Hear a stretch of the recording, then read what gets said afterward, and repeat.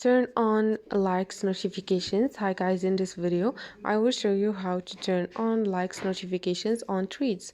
So first thing, you can go to your tweets, click here, click on notifications, and you will find here tweets in replace. So here guys, you will find the first options, which is likes. Here guys, like you see, you have turned on, off, likes notifications. All you need to do to turn it on, you can choose likes notifications from everyone or just from people you follow and you choose. This is it guys. Hope this video was helpful for you. If it was, don't forget to subscribe, like the video. See you on the next video.